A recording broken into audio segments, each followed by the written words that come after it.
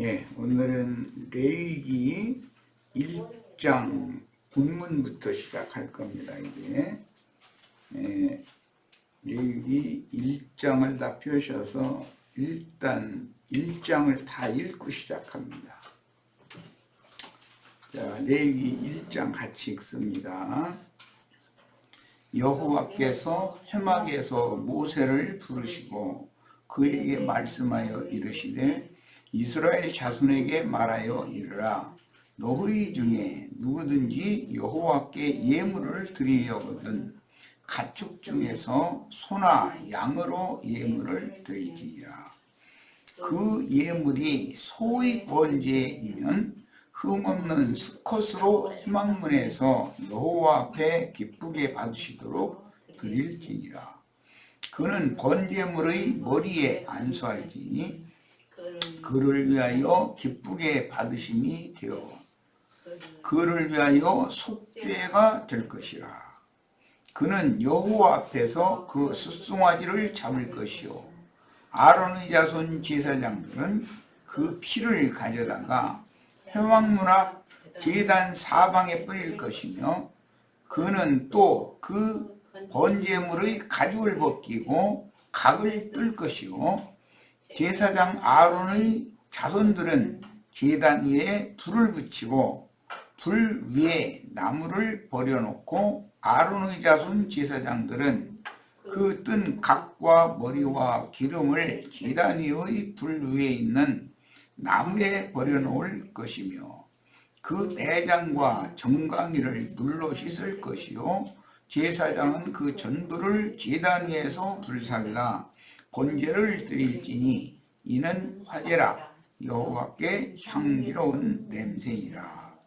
만일 그 예물이 가축대의 양이나 염소의 번제이면 흠없는 수컷으로 드릴지니 그가 제단 북쪽 여호와 앞에서 그것을 잡을 것이요 아론의 자손 제사장들은 그것의 피를 제단 사방에 뿌릴 것이며 그는 그것의 각을 뜨고 그것의 머리와 그것의 기름을 베낼 것이요 제사장은 그것을 다 제단 위에 불 위에 있는 나무 위에 버려놓을 것이며 그 내장과 그 정강이를 물로 씻을 것이요 제사장은 그 전부를 가져다가 제단 위에서 불살라 번제를 드릴지니 이는 화제라 여호와께 향기로운 냄새니라. 만일 여호와께 드리는 예물이 새의 번제이면 산 비둘기나 집 비둘기 새끼로 예물을 드릴 것이요 제사장은 그것을 제단으로 가져다가 그것의 머리를 빗들고 끊고 제단 위에서 불사르고 피는 제단 곁에 흘릴 것이며 그것의 모이 주머니와 그 더러운 것은 제거하여 제단 동쪽 재버리는 곳에 던지고 또 그 날개자리에서 그 몸을 찢되 아주 찢지 말고 제사장이 그것을 제단 위의 불 위에 있는 나무 위에서 불살라 번제를 드릴지니 이는 화제라 여호와께 향기로운 냄새니라. 지금 읽으면서 생각하는 자료로 바로 들어갈 것이 아니고 문맥을 따라서 그 의미를 좀 설명을 하는 게 필요할 것 같아요. 레위기 지표를 나와 같이 하는 처음 하는 분들이 많이 있을 것 같네. 자, 여호와께서 일단 9절까지만 살펴봅니다. 회막에서 모세를 부르시고 그에게 말씀하여 이르시되 이스라엘 자손에게 말하여 이르라. 너희 중에 누구든지 여호와께 예물을 드리려거든. 이 예물이라는 말은 쿠르반이라고 해서 신약에 그 고르반이라고 번역이 됐죠. 하나님께 아주 바침이 되었다라는 뜻이에요. 그런데 그 의미는 제단에 가까이 끌어왔다 그런 말이에요. 드리려거든 가축 중에서 들짐승 중에서는 제물을 택하지 않습니다. 집짐승 중에서 소나 양으로 예물을 드릴지니라. 여기에서 소나 양이라는 예물 이야기를 할 때는 번제를 의미하는 거예요. 염소로 드리는 경우는 대부분 속죄제이고 번제로 드릴 때는 소도 숫소로 드리는 것이고 속죄를 위한 속죄나 속건제로 드려질 때는 암소를 드리는 거예요. 이제 지금 내가 설명하는 바를 일단 마음에 잘 담아두세요. 다음에 그 예물이 소의 번제이면 소로 번제를 드리는 경우예요. 번제라는 건 불살라 드린다는 뜻이고, 속죄를 위한 번제의 경우에는 불고기 구워서 먹는 거예요. 이것은 번제는 완전히 불살라 드리는 거예요. 그러니까 그 차이를 잘 이해하시기 바랍니다. 그 예물이 소의 번제이면 흠없는 수컷으로, 번제로 드리는 것은 숫소를 드려야 된다. 대부분 번제는 다 수컷으로 드리는 거예요. 속죄나 속건을 위한 번제를 드릴 경우는 암컷으로도 드려요. 그런데 속죄나 속건 또는 화목을 위한 화제로 드리는 경우에는 제사장과 백성들이 함께 나눠 먹는 것이 특징이에요. 온전한 번제로 드리는 건 완전히 불살라서 하나님만 금양하도록 드리는 거예요. 자, 양이나 염소로 드릴 때는 양은 번제로, 염소는 속죄나 속건제로 드리는 거예요. 자, 지금 내가 이제 간략간략하게 설명하는 것을 마음속에 잘 담아두시고 다 메모를 해 놓으셔야 돼. 이제 드리는 방식입니다. 그는 번제물의 머리에 안수할지니 그를 위하여 기쁘게 받으심이 되어 그를 위하여 속죄가 될 것이다 그랬어요. 그러니까 번제 제사를 하는 목적은 실제는 죄들의 사면을 받기 위한 거예요. 속죄를 위한 거예요. 즉 여기서 말하는 속죄라는 것은 죄를 심판한다라는 의미가 있어요. 죄를 심판, 내 속에 거하고 있는 죄들의 아비인 죄를 심판하기 위해서는 반드시 번제를 드려야 된다는 거예요. 자, 이제 5절 그는 여호와 앞에서 그 숫송아지를 잡을 것이요 소도 번제로 드린 것은 반드시 숫소해야 된다라는 건 잘 마음에 담아두셔야 됩니다. 아론의 자손 제사장들은 그 피를 가져다가 회막 문 앞 제단 사방에 뿌릴 것이요. 일단 성전의 마당이나 성소나 지성소에 피를 가지고 들어가는 것은 사람이 절대로 먹을 수가 없어요. 대신 피를 하나님 앞으로 가지고 들어가지 않은 제물로 드려진 것은 사람이 반드시 또 먹어야 되는 거예요. 그 차이도 잘 이제 마음에 담아두시기를 바래요. 지금은 뒤에 하다 보니까 레위기의 그 제사법의 기초를 지금 이렇게 간략간략하게 설명해 나가는 것이 쉬울 것 같아서 읽다가 생각을 해보니까 그럴 것 같아서 이렇게 하는 거예요. 자, 그 다음에 그는 또 그 번제물의 가죽을 벗기고 각을 뜰 것이요. 가죽을 벗긴다는 것은 제사장의 옷감으로 사용되는 거예요. 이건 뭐 창세기에서 무화과 나무 이파리 대신 짐승 가죽으로 아담 부부에게 옷을 해 입힌 것을 지금 실현하는 중이에요. 어디까지 갔더라? 각을 뜨는 것까지 있지. 제사장 아론의 자손들은 제단 위에 불을 붙이고 그 불 위에 나무를 버려놓고 그랬는데 이게 번역상 좀 오해하기가 쉬워서 제단은 맨 아래가 있고 그 다음에 중간에 그물이 걸려 있고 그 다음에 그 위에는 또 석쇠가 걸려 있어요. 맨 아래에는 마른 나무를 불을 태우는 거예요.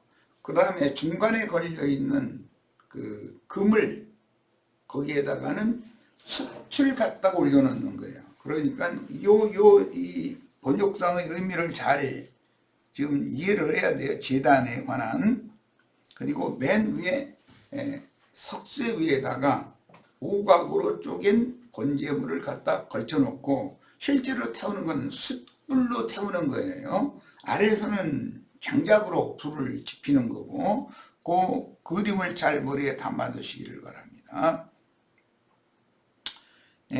제단 위에 불을 붙이고 불 위에 나무를 버려놓고 그랬는데 제단 위에 불을 붙이고 이 말은 맨 아래쪽에는 나무 장작을 태우는 것이고 그 다음에는 그물을 중간에 걸려놓고 그물 위에다가는 수출 뜨겁게 달궈진 수출 올려놓는 거예요. 그리고 그 위에 석쇠가 있어서 석쇠 위에다가 각을 낸 제육을 갖다 이렇게 버려놓는 거예요. 그러면 실제로 태워지는 것은 제단이 불로 태워지는 것이지만 사실은 연기나 거름이 나는 장작나무 불로 태우는 것이 아니고 숯불로 태우는 거예요.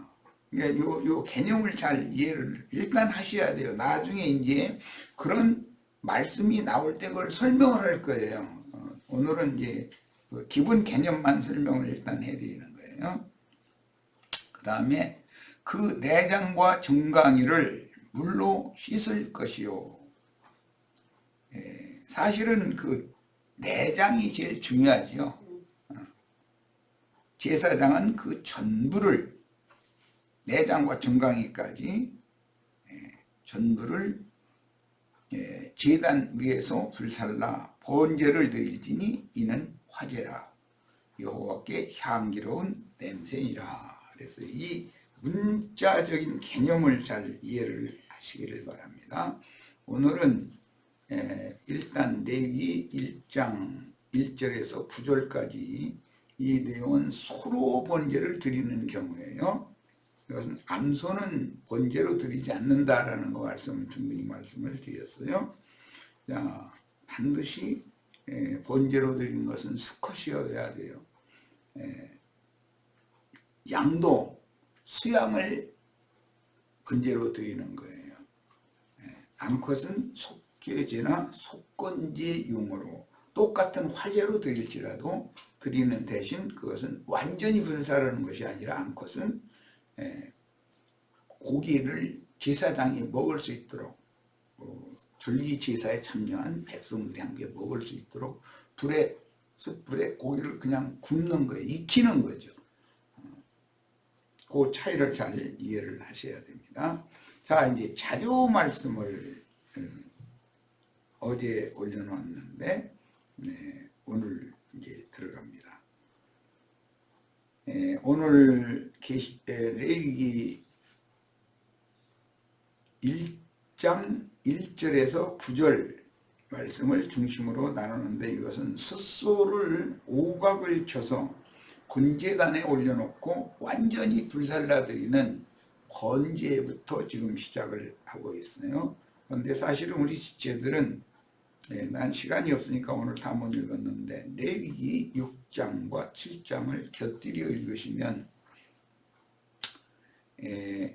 레위기 6장과 7장에 보면 속죄, 속건제, 화목제의 내용이 되어 있고 레위기 1장과 2장에는 번제와 소제에 관한 말씀이 기록이 되어져 있어요. 그리고 레위기 3장에는 화목제가 기록이 되어 있죠. 4장부터 7장까지는 이 5가지 제사를 구체적으로 어떤 경우에 어떻게 드려야 된다는 걸 설명을 하고 있어요.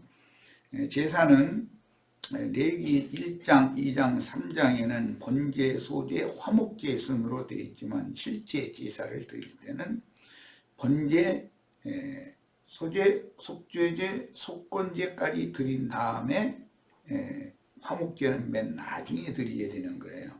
근데 이것은 그 성경의 기록 순서만 보지 말고 제사하는 방식도 일단 마음에 다 담아주시기를 바랍니다. 자, 본문에서 소나 양으로 예물을 드릴지니라 라고 이제 시작이 됐는데 이건 모두 수컷이어야 된다는 것과 예물이라는 용어는 쿠르반이라는 단어로서 이것은 제단에 끌어온 것이다. 가까이 제단에다가 드려진 것이다, 그런 뜻이에요. 그래서 똑같은 이제 우리 한글 번역에 예물이라고 번역된 자주 사용되는 용어가 세 단어가 있는데, 민하라는 용어나 베리카라고 하는 용어도 예물이라고 번역이 됐어요. 그래서 예물이라고 한글로 번역이 됐다 해서 모두가 다 하나님께 온전히 바쳐졌다라는 것이 아닐 수도 있다. 쿠르반이라는 것은 완전히 되어진 것이기 때문에 이것은 뭐 무르거나 다시 뭐 어떻게 할 수 있는 방법이 없어요. 베리카 또는 인하라고 하는 용어는 뭐 어떤 경우는 예물, 선물 이런 등등으로 번역이 됐는데, 그런 경우와는 개념이 약간 다르다. 쿠르반은 온전히 번제단에 드려지는 것만을 말한다 하는 거예요. 자, 그 다음에 문자대로의 설명은, 간략한 설명은 했고, 이제 자료 말씀을 같이 참고하도록 합니다. 여호와께서 회막에서 모세를 부르시고 그에게 일러 가라사대, 이 말은 출애굽기 40장 끝부분, 즉 40장 34절로 38절 내가 읽겠습니다. 회막을, 성막을 완공해서 봉헌한 이후에 즉시 회막이라는 건 제사를 하기 위한 용도다라는 말로 지금 이어가는 중이에요. 자, 출애굽기 40장 34절로 38절을 같이 봅니다. 구름이 회막에 덮이고 여호와의 영광이 성막에 충만하며, 그러니까 회막, 성막은 같은 개념이라는 걸 알 수가 있죠. 회막이라는 것은 모인다는 의미가 있고, 성막이라는 것은 거룩한 하나님이 거하는 처소다라는 개념이 강조된 거예요. 모세가 회막에 들어갈 수 없었으니 이는 구름이 회막 위에 덮이고 여호와의 영광이 성막에 충만함이었으며, 구름 이야기는 온전케 된 의인의 용들, 주님의 증인들, 즉 지천사들의 모임, 허다한 증인들의 모임을 여기서는 강조하는 거예요. 이제 이 구름 하늘에 모인 이 구름이 현실적으로 신앙생활을 진실되게 하는 교회의 모임의 덮개가 되어준다, 그런 말이에요. 보호막이 되어주는 거죠. 자, 구름이 성막 위에서 떠오를 때는 이스라엘 자손이 그 모든 행진하는 길에 앞으로 나갔고, 그러니까 구름 기둥과 불 기둥이 이스라엘의 광야 행로를 인도했다라는 말은, 현실적으로 보자면 수백만 마리의 그 목축 떼를 이끌고 목축업으로 생계를 유지하는 상태이기 때문에 어디에 가면 푸른 초장이 있고 맑은 시내가 있는 것을 광야 길을 향하는 이스라엘 백성들은 모르지만, 앞서서 그런 연단과 시험과 이런 것들을 많이 다 경험을 해보면서도 주님 앞에서 먹고 마실 것을 충분히 공급받아서 온전케 된 의인의 영들이 되어진 그런 앞선 증인, 지천사들은 이미 그걸 다 가봐서 안다는 거예요.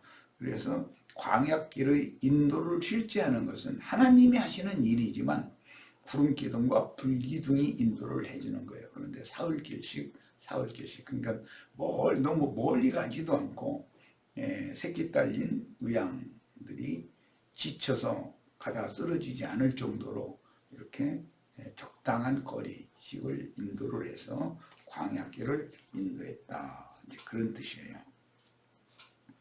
자, 그 다음에 구름이 떠오르지 않을 때는 떠오르는 날까지 나아가지 않았으며, 우양떼가 먹을 거 마실 것이 있다. 우양떼가 먹을 거 마실 것이 있다는 뜻은 거기가 오아시스 지역이라는 뜻이고, 이스라엘 백성들도 먹고 마시고 할 것이 있는 것이에요. 목축을 하는 목적은 먹고 마시기 위한 거예요. 그 다음에 낮에는 여호와의 구름이 성막 위에 있고 밤에는 불이 구름 가운데 있음을 이스라엘의 온 족속이 그 행진하는 길에서 그들의 눈으로 보았더라. 그래서 이 말은 구름과 불, 이건 사도행전 2장의 오순절 성령이 임하면 급한 바람에 실려서 불꽃 천사들이 이렇게 성도들의 머리 위에 이렇게 임하는 것으로 형상화 시켰어요. 이것은 불담이 되어주겠다 또는 불성곽이 되어주겠다. 그 다음에 여호와 하나님께서 불꽃 같은 눈으로 자기 백성을 보살피시고 보호하신다. 이런 말씀에 모두 그분의 부리시는 천사들, 그룹 천사들뿐 아니라 스랍 천사들이 주도적으로 현상적으로 이 땅에서 광야 교회 생활을 하는 이스라엘 백성들을 이렇게 보호하는 역할을 한다. 그런 뜻이에요. 그러니까 하나님께서 자기 백성을 보호하시는 방법은 구름과 같은 허다한 증인들이 필요하다. 그들을 통해서 보호하시는 것이다. 이것이 그 영과 신부의 말씀으로 그 백성들의 마음과 생각을 지키고 보호해 주는 것이 정상적인 하늘에 기록한 장자들의 교회 생활이다라는 뜻이에요. 자, 이 말씀에 이어서 레위기가 지금 두루마리로 이렇게 기록이 됐는데 출애굽기 40장의 끝절과 레위기 1장 1절에 이렇게 구분을 사람이 이거 내놓은 것이고 원래 성경은 두루마리로 이어져 기록이 되어 있던 거예요. 오늘은 레위기 본문 말씀에 들어가는 서론을 마치고 본문 말씀에 들어간 시간이라 계략적인 설명이 좀 많이 할 수밖에 없네. 그런데 이런 계략적인 그 설명을 마음에 잘 담아두셔서 성경의 이거는 기본 지식인 거예요. 성경을 이해할 때 이런 기본 지식이 다 갖춰져 있으시기를 바라요. 자, 이제 본문으로 들어갑니다. 이스라엘의 하나님 명칭은 레위기 전반을 통해서 사용되고 있는데 레위기는 성막이 완공된 후에 애굽에서 불러낸 이스라엘 백성의 거룩함과 성결한 신앙생활을 위한 제사장 나라에 대해서 기록한 내용이기 때문입니다. 그러니까 출애굽을 해서 광야길을 걷는 이스라엘에게 제시한 말씀이다. 애굽에 있는 이스라엘에게 모세를 통해서 제시한 그런 말씀과는 완전히 다른 얘기인 것이죠. 자, 본문의 회막 또는 이제 성막이라고 그랬는데 이것은 회막을 말할 때는 만남의 장막이라는 뜻으로서 특별히 회막이란 용어는 말씀하신 하나님과 언약 백성이 만나는 거룩한 처소이므로 성막이라고도 한다. 아까 출애굽기 마지막 장에서 설명을 드렸어요. 회막은 모임을 강조하고 그다음에 하나님의 임재처소라는 뜻을 강조할 때는 성막이라고 표현한다. 그런데 사실은 같은 이야기죠. 회막이나 성막은 같은 그런 사람들이 거룩한 백성이 성도들이 모이면 회막이고 그곳에는 거룩한 하나님이 임재해 계신 거예요. 자, 그래서 이것은 훗날은 가나안 땅에 들어가면 성전이 되죠. 예루살렘 성전. 회막이나 성막은 계속 사흘길씩을 이동을 해야 되지만 성전은 절대 이동이 없죠. 다시는 요동함이 없는 하나님의 성전에 대한 상징이에요. 우리가 이 생에서 교회 생활을 하는 것은 광야교회다. 그래서 계속해서 사흘길씩 이동이 있어요. 그건 변화가 많죠. 교회 생활하는 동안에 우리 형제 자매님들의 그 심령이나 정신세계가 자꾸 많이 변화가 되잖아요. 그러나 가나안 땅에서는 변화될 수가 없죠. 거기는 고정되어 있는 거니까 성전이. 그건 이제 완성된 성전은 가나안 땅에 있어요. 자, 훗날 성전이 되는데 구속하신 성도가 모여 기도하며 말씀을 찬송하며 경배하는 교회 모임을 상징합니다. 회막 성막이라는 구약 성경의 용어가 나오면 구속받은 성도들의 모임, 주 앞에 주 이름으로 모이는 성도들의 모임인 교회의 모임을 상징하는 말이다. 이렇게 이해하시면 됩니다. 육체가 된 사람을 버리고 떠나신 하나님이 사람을 다시 찾아와서 만나주시는 회막, 성막, 성전은 이제 교회, 새 예루살렘, 예루살렘과 같아요. 인자로 세상에 오신 예수님을 상징하는 용어이며 성전의 실상은 예수님이다 말이에요. 구속을 이룬 후에는 그 영께서 주님을 영접한 제자들과 함께 거주하시는 더 크고 온전한 참 장막인 그리스도의 새 몸인 교회가 회막 성막의 실제인 것이다.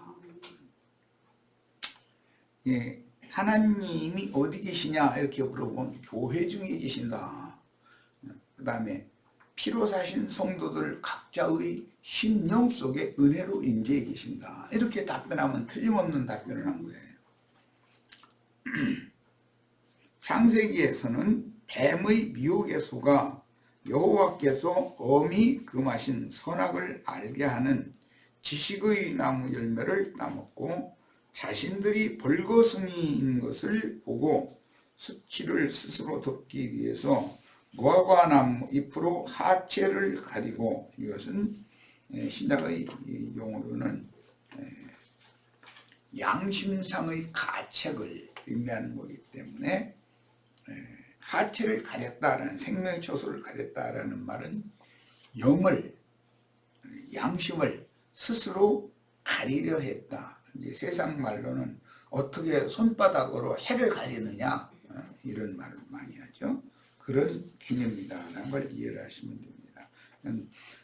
사람의 어떤 선행이나 의로운 행위나 즉 율법 행위로는 하나님 앞에 의롭다고 인정받을 수가 없다. 사람의 손으로 무화과나무 이파리를 따서 하체를 가리는 것은 하나님 앞에 그것은 용납되는 완전한 구속이 아니다 이 말이에요.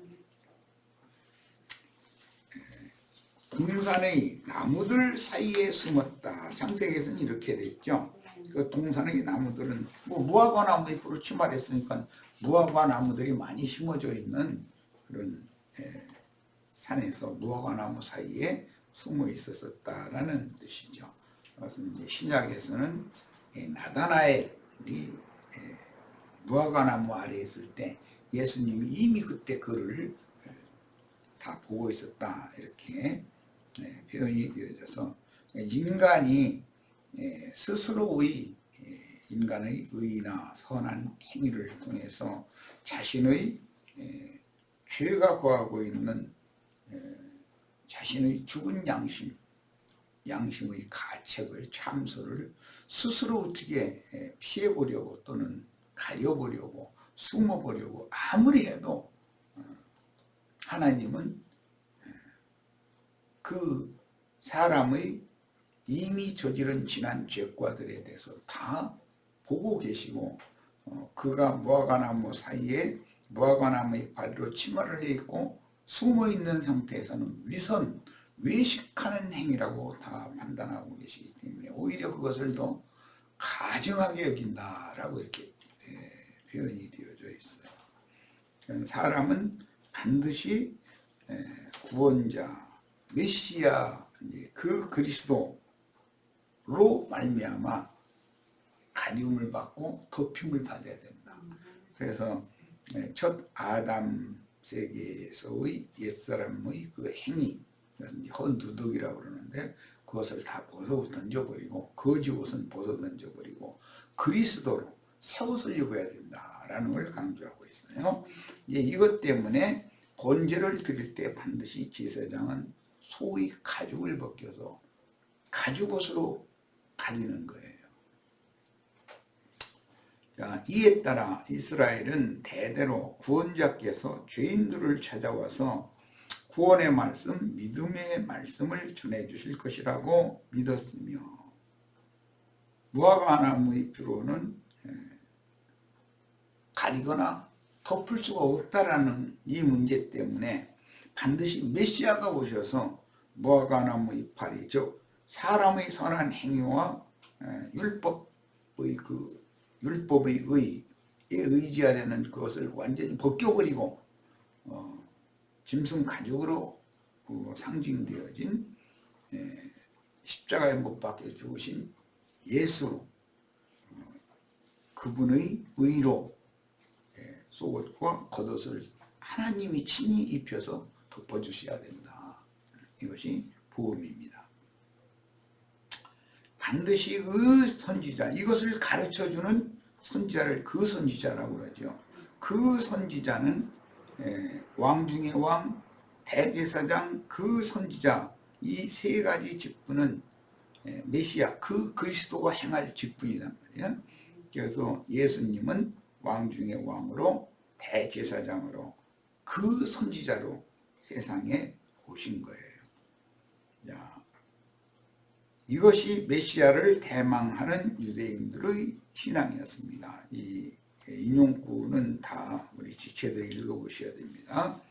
요한복음 1장 14절 회막 성막을 이해시키고 회막 성막에서 짐승으로 제사하는 그 제사법이 신약에서는 어떻게 영적으로 이것이 실현이 되는지를 이제 살펴보는 말씀이에요. 1장 14절 말씀이 육신이 되어 우리 가운데 거하시네. 그러니까 이스라엘의 구원자는 반드시 말씀이 육신이 되어 우리 가운데 거한다는 것은 거쳐 우리 가운데 임재하신다 말이에요. 그분이 오셔야 되는 거다. 그걸 기다렸어요, 이스라엘 백성들은.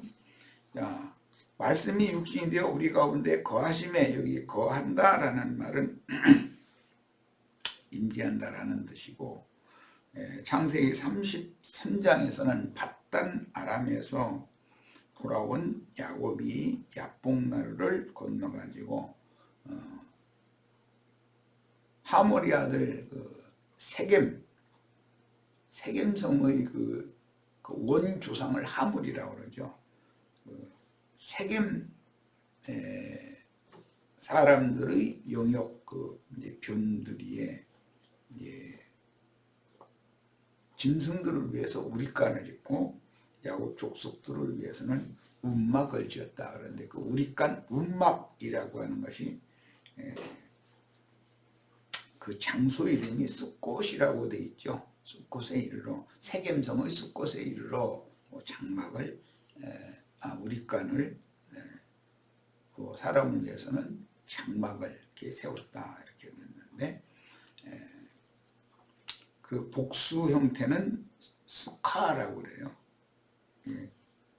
좀 여러 넓은 지역인 경우를 말하는 것이죠. 거기 자리를 잡았을 때 짐승떼와 백성들이 야곱 족속이 많으니까 그것은 훗날 이제 수가성 사마리아에 속한 수가성 여인과 대화를 나눌 때 그 수가라는 우리말로 번역한 것이 그게 수카 히브리어의 수카예요. 그러니까 그곳은 수카라고 하는 용어가 히브리인들이 이런 개념 때문에 초막절이라고 하는 용어로 사용을 해요. 거기에 초막에서 가는 거예요. 광야에서 뭐 고들잎이나 무슨 이파리로 초막을 이렇게 덮고 그 안에서 7일 동안 초막 생활을 하는 거예요. 이것은 우리가 아직 이 생에서 교회 생활을 하는 동안은 초막 생활을 하는 것과 같다. 이 초막은 반드시 영원한 참 장막 주님의 교회로 이게 완성이 되어져야 되는 것이죠. 자, 그 다음에 거하심에라는 말은 그 거처를 삼았다라는 뜻이에요. 그런데 거처가 어디냐면 우리 가운데예요. 이 우리 가운데라는 건 믿는 이들 가운데잖아요. 제자들. 이 제자들 가운데가 숫곳이었고 거기가 수카라고 하는 여러 집들이 하나님의 처소는 거할 곳이 많단 말이야. 우리 가운데 가시는 거예요. 세겜성 변두리에 야곱이 이렇게 정착을 했던, 최초로 가나안 땅에 돌아와서 정착을 했던 그건 상징이고 우리 가운데 거하시는 거예요. 우리가 그 영광을 보니 아버지의 독생자의 영광이요 은혜와 진리가 충만하더라 그랬어요. 이제 말씀이 수가성 여인과 이어지고 있습니다. 4장 19절로 26절. 여자가 이르되 주여 내가 보니 선지자로소이다. 그러니까 그 선지자를 북조 사람들이든 즉 사마리아 사람들이든 예루살렘 사람들이든 북이스라엘이나 남유다 모든 이스라엘은 선지자를 기다렸다. 무슨 선지자? 사람의 손으로 지은 사람의 손으로 지어서 입은 무화과나무의 발이 하체를 가린 그것을 벗겨버리고 창세기용으로는 이제 짐승을 잡아서 짐승의 피를 흘리고 짐승 가죽으로 완전한 옷을 덮개를 해서 입혀주셔서 의롭다 하심을 인정해 주실 그 메시아를 고대했다는 거예요. 그런데 이 사마리아 여자가 예수를 만나서 그 이스라엘의 신앙을 지금 고백을 하는 거예요. 선지자로 주님을 영접하고 주님이 보낸 제자들을 선지자로 영접을 하면 선지자의 상을 받는 거죠. 그 자신도 앞선 선지자를 이어서 선지자 노릇하게 된다는 거예요. 자, 우리 조상들은 이 산에서 예배하였는데 이 산 사마리아 산당이 있었고 여로보암이 사마리아에 장려한 산당을 줬고 거기에 레위인이 아닌 사람이라도 이렇게 여로보암의 마음에 아파다 생각하면 사람이 제사장으로 세웠죠. 또 어떤 레위인들은 아론의 여로보암에게 가서 자기가 제사장으로 사마리아 산당 제사장으로 쓰임받는 것을 자원을 하면 그렇게 세워주고 그렇게 했다는 거예요. 이것이 여로보암의 죄라는 거예요. 오늘날 신학교를 세워가지고 거기서 신학생들을 배출시켜서 목회자로 사람이 임의로 인정해 줘가지고 하는 것을 상징한 거예요. 그러니까 신학교에서 신학을 이수한 걸 근거로 해서 말씀을 가르치면 그것은 여로보암의 죄에 참여하는 것이죠.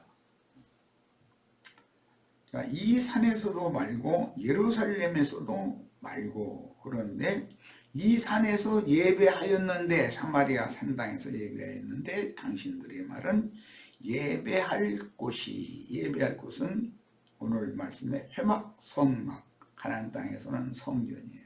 예배할 곳이 예루살렘에 있다 하더이다.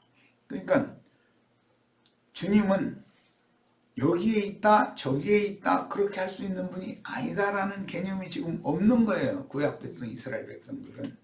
주님은 만유의 주제이시고 만유에 충만하신 분이고 만유의 모든 것들을 경영하고 다스리는 일에 하나님 앞에 쓰임받을 사람은 만물의 영장인 사람인데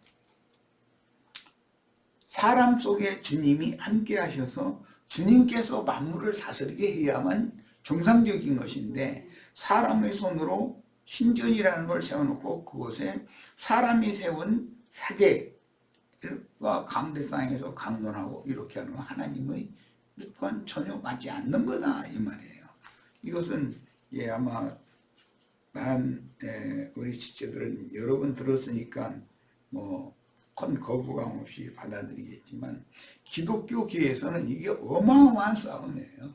사람의 손으로 예배당, 성당 건축하고 신부나 목사가 강대상에서 강론하고 신자들은 세상에 나가서 일해서 돈이나 열심히 벌었다가 하나님 앞에 드리는 그 예물이라는 것이 돈이야. 이제 11점 허물 이런 것들인데 그걸 많이 갖다 바치고 그렇게 하나님이 기쁘게 제사를 위락한다. 이렇게 가르치는 말이에요. 이것은 하나님의 복음을 아주 정면으로 대적하는 짓이다. 무지해서 그러는 거죠, 사실은. 좀 안타깝죠, 진리를 아는 우리가. 이런 진리를 거부감 없이 받아들일 수 있다는 것 자체가 참 어마어마한 행복이에요. 예수께서 이르시되 여자여 내 말을 믿으라. 여기 여자여라는 용어가 이제 신약에 많이 나오는데 이 여자는 아담을 위하여 배필로 지은 그 하와가 여자였죠. 거기서부터 시작되는 말이에요.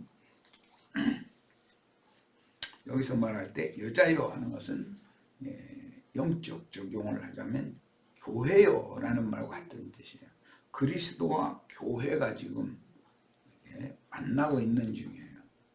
그리스도께서 교회에 오셔서 교회에 이걸 가르쳐 주시는 것이죠. 올라면 그 오리란 선지자가 오셔야 이걸 이제 가르쳐 줄 수가 있는 거죠. 내 말을 믿으라. 여기 내 말을 그랬는데 맨 나중에 그리스도가 오면 이런 걸 가르쳐 줄 거라고 했습니다. 가르침을 하다 왔습니다. 그러니까 너와 말하고 있는 내가 그니라 그랬어요. 그러니까 여기서 내 말을 믿으라 라고 이렇게 말씀하실 때 고대하던 메시아가 지금 말씀하신다 그런 말이죠. 이 산에서도 말고 사마리아 산당에서도 말고 예루살렘 땅의 시온산 거기에서도 말고 그러니까 주님은 여기 있다 저기 있다 그런 주님이 아니다 이 말이에요. 어떤 사람이 세워놨던 산당이나 그 다음에 신전 건물에 주님이 거하시는 것이 아니다. 이 산에서도 말고 예루살렘에서도 말고 너희가 아버지께 예배할 때가 이르리라. 그 때가 지금이에요. 사실은 예수님이 오셔서 이걸 가르쳐 주시는 거예요. 이게 예수님 아무 때나 오는 게 아니에요. 다 때가 차야 때가 이름에 오시는 거예요. 너희는 알지 못하는 것 사마리아 산당이나 예루살렘 신전에서 제사하는 그 제사는 사실은 알도 못하는 신에게 제사하는 거예요. 이제 사도행전에도 이 말이 나오죠. 많은 신상을 세워놓고 마지막에는 이름을 알 수 없는 신에게 하나의 신을 또 세워놓고 조사를. 사실은 다 알 수 없는 신들이다 이게요. 그런데 그럼 그런 신들이 무슨 신이라고 믿느냐? 육신의 축복을 주는 신이에요. 땅에서 땅에 복을 주는 신. 그러다 보니 이제 해신, 그 다음에 달신, 그 다음에 별신, 1월 성신, 풍신이라고 해서 이제 바람, 적당한 바람, 그 다음에 지신, 땅신, 해가지고 또 아이를 많이 낳고 산물을 많이 낳게 해주는 그런 신, 바알과 아세라를 섬기는 신사상, 이런 것이 그냥 복합적으로 섞여 있다. 기독교인들 당신 실제로 믿는 건 뭐 때문에 믿습니까? 하면 여러 가지 복합적으로 섞여 있어요. 그런데 다 보면 땅의 일, 세상의 일, 육의 일들을 위해서 성당 예배당에 나가서 계속 이러고 있는 거예요. 그 무슨 며느리한테 손자 좀 점지해달라고 찬물 떠놓고 시어머니가 삼신할머니한테 이거 하는 거나 뭐가 다릅니까? 이렇게 삼신할머니한테 이렇게 하면 삼신할머니가 손자 보내줍니까? 그러다가 계속 손녀만 나오면 어떻게 할까? 너무 알지 못하는 신을 섬기는 사람들이 보면은 불쌍하죠. 예배당 성당에 저렇게 많이 모여가지고. 그런데 우리는 아는 것을 예배하노니 여기서 유대인들을 말하는 거예요. 그런데 이 유대인은 율법 지키는 유대인을 말하는 것이 아니고, 여기 이제 보니 당신은 유대인인데 왜 북쪽 사람인 나에게 이렇게 물을 달라고 말을 거세요? 이제 이런 얘기를 보니까 우리는 이라는 건 예수님과 예수님의 제자들은 그 말이에요. 아는 것을 그럼 뭘 안다는 말인가? 예수 그리스도가 우리란 메시아라는 사실을 안다 이거예요. 실제로 예배를 받을 분은 예수님이죠. 또 예수를 통해서 호로고스 그 말씀, 로고스 말씀이신 하나님이 예수를 통해서 제사를 받는 거다. 예수는 대제사장이다 이 말인 거예요. 이는 구원이 유대인에게서 남이라 여기 말할 때 율법 지키는 유대 교인을 말하는 것이 아니라 참 유대인은 지금 현재 예수님을 말하는 거예요. 구원은 예수님한테서 나오는 거예요. 유대인들이 가장 소중하게 지키는 쉐마 율법이라고 그러죠. 쉐마라는 말은 이스라엘아 들으라 그런 의미예요. 율법은 유일하신 참 하나님인 태초부터 스스로 계신 조물주가 자신들과 온 세계의 주인임을 대대로 가르쳐서 들려주는 것입니다. 그러니까 예배를 받을 분, 예배를 하시는 대제사장, 이 관계를 명확하게 알아야 된다. 그것을 아는 것이 영생이다. 이게. 하나님과 그의 보내신 자 예수 그리스도를 아는 것. 이 유일하신 참 하나님이 누구며 그의 보내신 자, 말씀이 보내신 예수 그리스도는 누구인가. 이걸 아는 것이 영생이에요. 이걸 가르쳐주는 것을 쉐마율법이라고 그래요. 쉐마라는 것은 들려준다. 자꾸. 전도자가 있어야 되겠죠. 당연히. 첫 시간 여기까지 합니다.